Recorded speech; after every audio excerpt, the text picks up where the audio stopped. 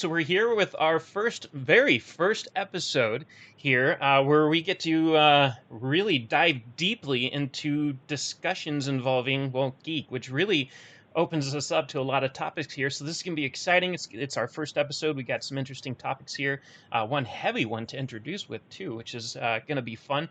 But also, my name is James. I'm the host for this one, sort of, so to say. We have Lauren over here, who is Miss Awesome Person. And then we have other awesome person over here in the Robin shirt. This is Robert, aka Rango. aka Rango. So, guys, the first topic we have for discussion today is really race and gender quotas in movies, and not just movies, but video games as well. This has been a popular thing in video games recently, and it's really what we're focused on today is the fact that there's been a heavy issue with race and gender and religion and everything else and movies and everything else, and it's turning into a quota game, and it shouldn't be, because clearly everybody should have the right to walk into the room and try out for a character. It doesn't matter who you are, everybody's equal. This is how it should be. It's whoever plays the best part. Now the only issue, it's how do we make the character work? And that's one thing I think that is failing big time in movies and games and things like that. Not so much games, but certain movies are failing in the realm of transition and continuity. And by what I mean with that is like taking Ghostbusters, for example. That was a heavy hitter right there. They came out with a reboot of the Ghostbusters, and suddenly all the Ghostbusters were women. And there's nothing wrong with Ghostbusters being women, except that there was no explanation for that. It just suddenly they're girls. And now that could be fine, except fact that there's years of history of Ghostbusters being who they were, and suddenly now there's different, or no, they're completely different. There's no explanation for it. They're missing the bridge. So it failed miserably for the most part in the theaters and everything, because people just didn't take well to it. And I think that the biggest problem is just that transition was missing. They executed the story wrong, because they didn't, explain anything. They should have said, okay, instead of just saying, hey, now they're girls, and just running with the story, they should have some kind of a handoff. Because replacing something that already exists is awkward. It's kind of like Mortal Kombat. The first movie, you have, you have a set number of actors that are in there, and then they came out. This is the original Mortal Kombat by, just to put that out there. They made a second Mortal Kombat, and they changed some of the actors, but they never said anything. So they just expect you to accept that, but your eyes are saying this isn't right. Instead of transitioning into saying, okay, maybe this person died and this is their brother or something, which would have been fine, they just said, deal with it. And that's kind of like the same case with the Ghostbusters. Now, if they would have had a handoff and said, hey, Ghostbusters are retired, these girls are taking the mantle, they're handing off all the gear to them, saying, explaining them how it works, and they say, good luck, and now you have a whole new franchise, flawless. Now it's going to be a wonderful show, and you can have anybody be a Ghostbuster. So it isn't about, at least where they made the mistake. Instead of trying to fulfill quotas, they should have transitioned into that properly. So that's the topic, at least how I'm introducing it. What do you guys think about that? We'll start with Lauren. I think I agree with you, especially in regards to just without any kind of reasoning behind it. But coming from a theater world, I also pretty firmly believe that, especially in the arts, which video games and movies are included, that it's incredibly important to have diversity.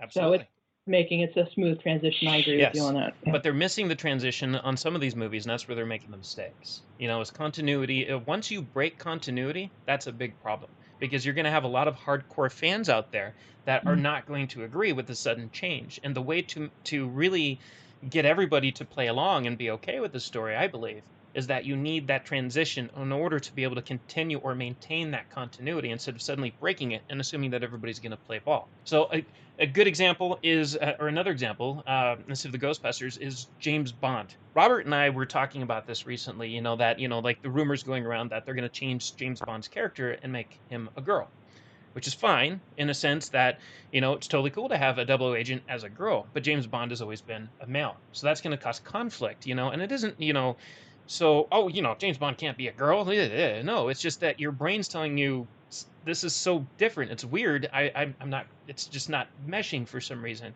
And I think that the best way to do that, at least what I was talking to him about, is why not do a spinoff? and make her a 008 or something and create a whole new series where James Bond is a woman.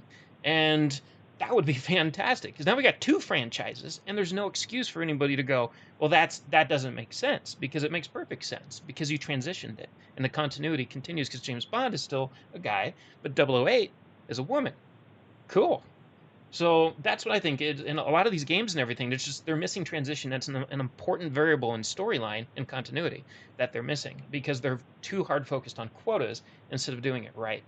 Well, if you think about it for a second, um, if you go back to the 40s, 50s, and 60s with comic books, the starring role has always been atypical. White guy, male. It's not until maybe the 70s you start seeing more of a gender in the comic books, like Black Panther was back in the 60s and 70s, and then Wonder Woman. In my opinion, what you're seeing is catch up. You're seeing Hollywood and video games saying, for the last 50, 60 years, okay, who's going to be the lead? Okay, white guy, straight, boom. That's worked. But now you see the LBG, you're seeing that as being more in society. And now they want their representation, you know? So what we want, we want to see ourselves on the big screen. There's very few movies way back in the 60s, 70s, and 80s, and video games, that you can say, oh, I can relate to that person, because you can from their point. So now what they're doing, like, okay, well, now that LGBTQ is the mainstream, we need to pump out as much movies as possible. So it's more like overcorrection. If you want to go back to the female Ghostbusters, it's about transition. I think I said to James before, and in the comic books, they had a parallel universe where it was all female. But they marketed Ghostbusters like 80 or 30 years ago. There was a team of scientists who saved the world. I'm like, oh, okay, all right, this is good, yeah. And we're gonna come back to them. And then it's just, you see cameos, and they're not even Ghostbusters. Dan Aykroyd is a cab driver who makes a Ghostbuster reference, which is interesting. Harold Ramis obviously passed away. Bill Murray is some kind of pompous superstar. Ernie Hudson is a caretaker who gives a car. So they're there, but so I think it's just overcorrection quick. That's what Hollywood and the video games are trying to do. They're just trying to make up and say, we see you, and we're gonna, everything that's possible, they're gonna make it LGBTQ, even though when they shouldn't. Another thing is Star Trek. Sulu. Okay, I forgot what his name was. The original Sulu. Huh? It's George Takei. George Takei came out as right. Gay. And which is cool, but they made his character in the movie gay. I don't think he was ever gay in the original. Exactly. That's fulfilling a quota right there. Right, but the new Spock, he's gay, but he's straight. I mean, it's okay if you want to introduce different characters in the show Star Trek Discovery. They're introducing a new binary character and I think transgender. Mm-hmm. Cool, new characters, new storyline, great. Just don't go back and change the originals. Exactly. You're breaking continuity, and that's the issue. There's a difference between numbers and quotas and just doing the right thing. Just who's good, you get the part. Congratulations. Let's make it a good series, and don't change the storyline just to be popular. You can add people, you can transition to something new. Again with the Ghostbusters, they do. I mean, I haven't seen the movie yet, but it looks like they've done a perfect job on the new Ghostbusters, because if they're going to make the Ghostbusters kids suddenly, you need a explanation for that, because people are gonna be like, this is the junior Ghostbusters. But no, they're explaining that it looks like it's a transition. It's from parental figures down to the kids, and they're taking on the mantle of we are now the Ghostbusters. At least that's the feel I get from the trailer and all the news that we've gotten from the show. So that makes sense, and it's perfect because it's acceptable. Your heart, your brain, everything just connects, and you're like, yeah, that makes sense. So the next topic of conversation that we have here is the Dune movie that's coming out later this year. It's December 18th. It looks amazing. The trailer launched, was it last week or something like that, maybe a couple weeks ago, and it first time I saw it wowed me. And I've seen some of the I've seen the previous movies, and I've got my opinions, positive or negative, about those movies. Never read the book. But I know Robert's going to say he loved the original movie. I did too. I love that movie. I haven't read the book, so I don't really get what other people have been saying. I've read the book in terms of continuity to the story or anything like that. But I have to admit, just looking at the trailer for this new movie, it looks incredibly promising. What do you think, Lauren? Knowing virtually nothing about the series in general, it definitely looks very interesting and would be a movie that I'd be interested in seeing when it comes out. Absolutely. Robert, I know you got a lot to say about that one. Well, I don't know about a lot, but I mean, seeing that trailer did bring me back to the original when I was back in New York, and with Sting and everything else. It was a opera of science fiction, in my opinion, because there was a regular version and the extended version. Uh, it was just, for my age at that time, it was just great. I just loved it. It was just over the top sci-fi opera. It was beautiful. It was just like the imagery was awesome. The second remake sucked. Did not watch it. I refuse to watch it. This third one is interesting. I saw my man Batista. I'm curious to see what character he plays. Yeah. Because I know there was a big, fat, floating guy. I don't think that's him. Sting played, unless he's playing Sting. Only if he sings. Yeah. Let's He's got to see. sing. He's got to take on that role. He didn't sing in the original, so unless he did in the soundtrack. Did he? Maybe. I can't remember. That was a long time ago. I still want to hear him sing, anyways. Oh, that's okay. You have Aquaman. He's in it as well. I Jason think. Momoa. Yes. I believe you also have Cable. Rock in there. No, I didn't see The Rock.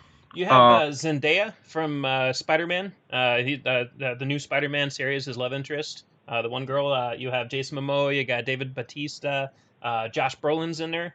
Yeah. Rebecca Ferguson. Cable. Who Ferguson? Rebecca Ferguson. Who's that? Let's see. James, we saw her in Dr. Yes, Sleep. that's right. Rebecca Ferguson was in Dr. Sleep. She was the bad girl. Mm-hmm. I never saw that movie, but okay. She did an amazing job in Sleep, actually. Sleep is the sequel to The Shining, and it was a very long movie, but it was fantastic. It was a lot of fun. For a long movie like that, there were parts of it were kind of slow. It's difficult for a movie like that to keep you going, and it did. All right. I think she did a grand job in that series. So, and I look forward to seeing what she can pull off and do. And that seems like a good fit for her. Gotcha. I'll look into it. I guess my only concern is, and I'm going to be biased here, is I love the original one, so I just want to see how they remake it, what they're going to make any changes. From what I can tell, there's some from the trailer, there are some scenes that keep into the original, the hand in the box, in terms of fear. The armor, the holographic armor, that looks. They're going to carry that to Worms. Looks good.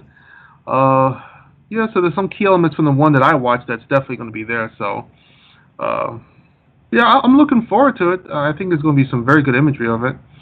Yeah. And we got about 10 more questions about Dune directed to Lauren here, too, because she has such an extensive knowledge of the movies. Unfortunately, that's one topic she's a little bit light on, yeah. But yeah, I agree with her. I mean, that trailer just looks cool. Yeah, especially the spice.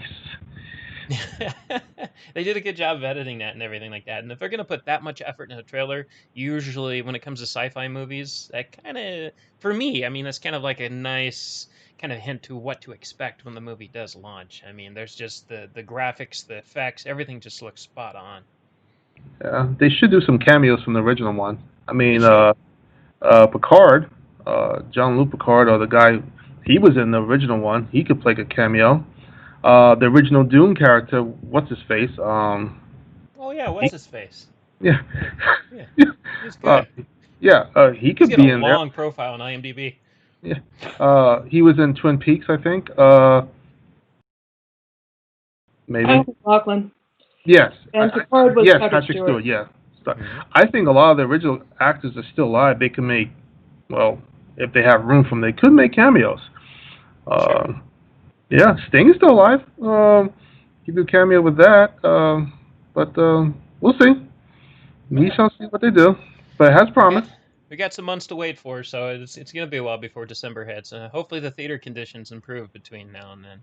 That's a big one. Stupid Yeah. COVID. Yeah. I'll wear one of those suits that's gonna protect me from that. Yeah, then I'll go to the movie theaters. Yeah, exactly.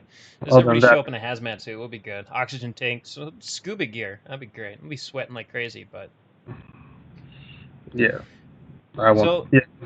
so that covers Dune. Our next topic up for discussion here is the new Batman movie. Now, Batman is I mean that really touches me right there because I grew up loving Batman. That was one of my favorite superheroes when I was a kid. The 1989 Batman that just rocked my life right there. When I was about 7, I think. Yeah, about 7 years old. No, 7. I think that's right. Sitting in the movie theater, just jaw sitting on the ground, going, "This is the coolest thing ever." Given, there's, it's not the only cool movie that ever launched within that realm, but in that decade and my age, for me, that was mine. Like Star Wars was to others. And now they're coming out with a new Batman movie. This looks really cool, except for what's up with this new Edward Scissorhands emo-looking Batman? And to me, that just looks, I don't know. It's Batman's supposed to be like serious, gothic, but millionaire playboy, kind of on his own time, but messed up in his head because of what he had to deal with as a kid. But I don't know. It just the actor they chose seems a little bit emo-ish to me, and the trailer. What's Is that? it? You mean you think Robert Yeah, I Pattinson do. is emo? I will always see him as like a sparkly vampire dude. Well, to that I say, when Michael Keaton was first suggested as Batman, a lot of people like this was not going to work, and Michael Keaton is probably, besides Kevin Conroy, voice-wise, Michael Keaton is probably one of the greatest Batmans. Of course, Adam West, love you. But Michael Keaton is probably one of the greatest Batman ever, and he is a comedian. And I'm just trying to remember if did Batman come before or after Beetlejuice? That's a good Oh, question. I'll look that up. Beetlejuice was either 88 or 89, I believe. I mean, Nice. 88. So, Yeah. so Batman came out first. no, Beetlejuice. Beetlejuice came out first. All right, so Came out a year here's you before that. guy who's a comedian, Mr. Mom, funny, Showtime, right? All that stuff, and then you're gonna tap him to play a serious role. Did a great job. So as far as Robert Pattinson, um, I'm gonna give him the benefit of the doubt. I mean, this is year 2 Batman. He's not polished. He's not refined. Not emo, just makeup. It's just the way he's doing it. But everyone said this is a rough in training Batman, right? Yeah. He's not, and that's perfect. He's going to make mistakes. I mean, I think it's going to be good. I can agree with that. I was a little harsh on the trailer. You look at the makeup and it does look a little bit more gothic than it is emo. It's just that actor of choice. For me, it's like I will always see him as that glittery vampire dude for the movie I refuse to watch. But his role in Waiting for the Barbarians really, that didn't do anything for me either. It was kind of stale in my opinion, except for the one time he's running away. That was kind of funny. But beyond that, it just didn't really do anything. So he's got some big shoes to fill, and he really needs to try hard to impress everybody, I think. So it's going to be tough for him, but I'm assuming at least. But if he can pull this off, that will create a whole new chapter in his career for sure, and maybe we'll stop calling him a glittery vampire. If anything, the co-stars are very interesting. Andy Serkis is playing Pennyworth. That should be really fascinating. Yeah, you got Colin Farrell in there as well. Yep. You actually have a really good lineup on this one, so. Yeah. Richard Gordon. That's different. I Yeah. like that. That's a different take of it as well. So Yeah. don't know who the Riddler is quite yet. Interesting. It's someone named Paul Dano. I know the name. I don't know much about him. All Yeah. right. Sounds familiar. Sorry, I Paul. Yeah, I think Falcone is going to be in it as well. One of the gangsters, one of the two, as well. Isn't that Colin Farrell? No, No, Colin Farrell's going to be the Penguin. yeah, Oh, okay. you Right, just right, right, right, right. you can't tell from the prosthetics. Yeah. That's the point. I'm trying to think of who's going to be the. You got Falcone, and then you have the other guy. I think they already cast Falcone. I think. Um, it's he was in he was in the Transformers movies. Oh, John Turturro. Yes. Yeah. I think he's Falcone. I'm not sure. He is. And then there's another guy, another gangster. They're gonna play off each other. So that should be cool. But yeah, the subway scene. I guess that's an old abandoned Wayne subway. That's where the new Batcave is. And I love the car. It's a prototype Batmobile. I think it's going to be awesome. I had to go back and look at the trailer after you had mentioned that, because the Batmobile at first didn't do anything for me. I'm like, wait, it was even in there?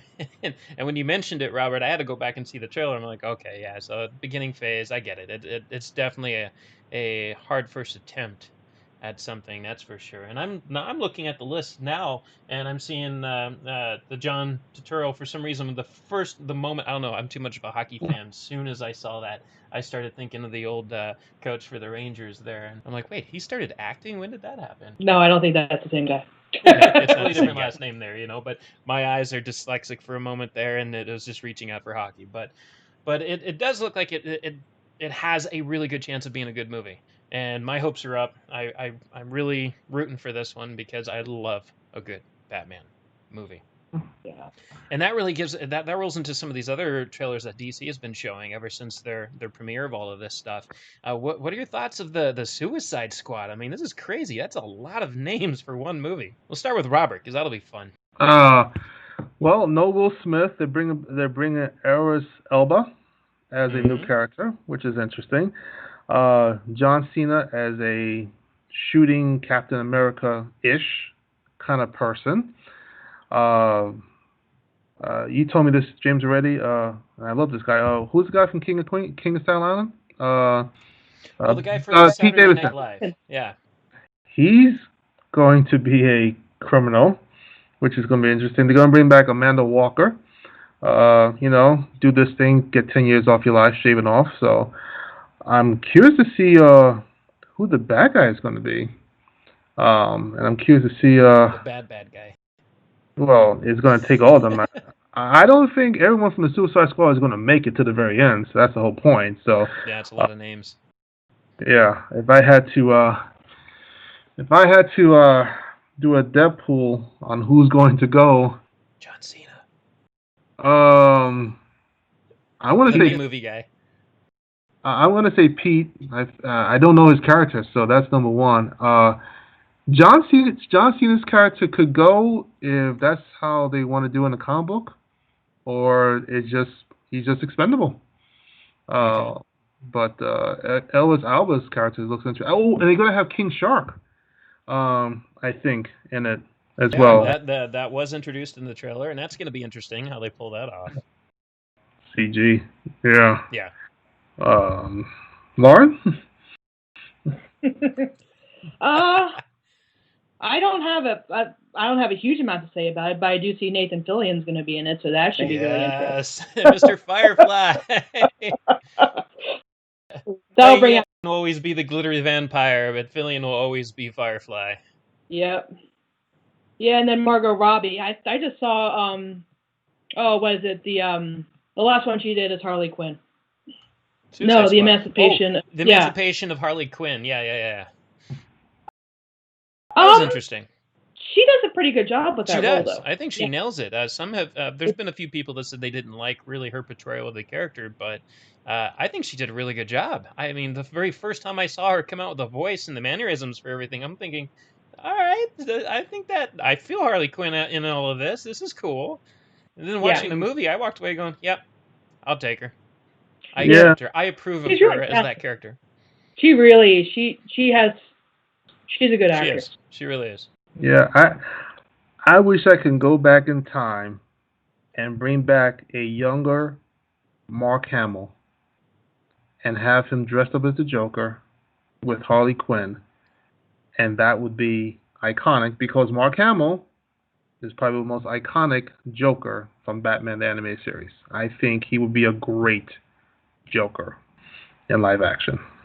So you're saying that you want to see him in Suicide Squad or something like the Batman? Well, he was in the original Suicide Squad. I mean, he can make a cameo. I'm just saying a younger Mark Hamill would be nice. Don't know about older one, but because he did play a Joker-ish character in the TV show The Flash as the Trickster.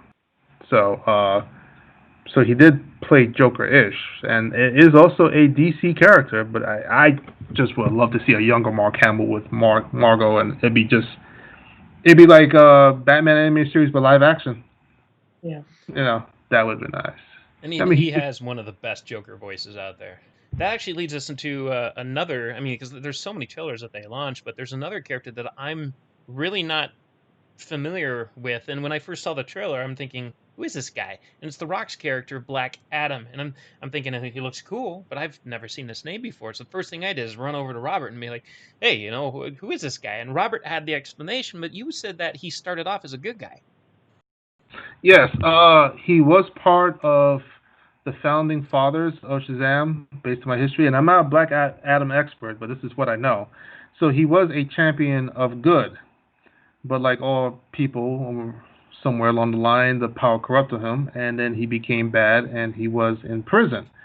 Depending on the comic books, he kind of switches roles. So he's almost like an anti-hero. But he's going to start off as a good guy, but somewhere along the line, he's going to be bad. That's how I think they're going to do with The Rock.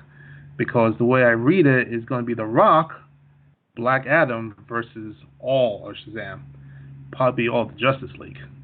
But once again, he didn't start off as a bad guy. He did start off as a good guy, based on what I know and based on the trailer. And So he that's went to why. the dark side. He went to Jessica Jones's Yeah, side, yeah, or and at least that's her why. sister. Yeah, and that's why if you look at the trailer, he says they will never imprison me again. So, it's kind of like the it's kind of like Justice League, but on the alternate universe where they figure like Batman would never kill, but in an alternate universe, he said like, well, why are we keeping these people alive? So they kill them. It's like why are we preserving these villains if they're gonna keep on doing it over and over? So. But I think more will come out as we know more about Black Adam, and I can always look it up as well. But it looks interesting. It's The Rock, and him as a superpower bad guy. It's going to be interesting for DC. He'll probably take the place of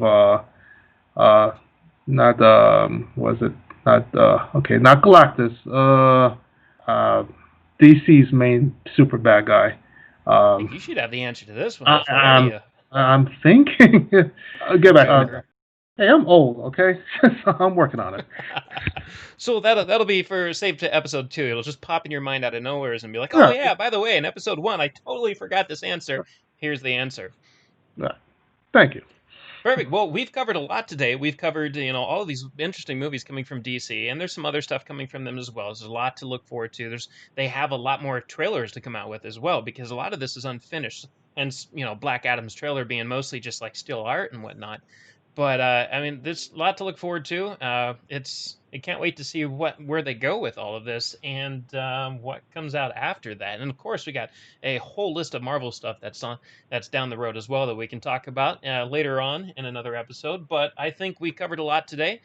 So there you have it. This is the very first episode. So, just absorb it, enjoy it. This is the discussion of geek here that is going to live on forever on the internet. And yeah, so until the next episode, as for the viewers, everybody out there, if you have anything that, that's on mind that you'd love to hear us talk about, feel free to share it in the comments below. And, maybe we can look through some of that and pass it on to the next episode. We might actually bring it up. But till then, thank you for watching. Definitely subscribe. We have that button that's just begging for you to click on that thing. So subscribe, follow us. You want to. And there's a comment section. Again, spam it, have fun with it. Tell us about what you think about today's topics. And by spam, I mean talk about the topics. But we'd love to hear from you. Everybody, again, this is Lauren, and we got Robert here. My name is James. This has been a complete pleasure, and we absolutely look forward to the next round.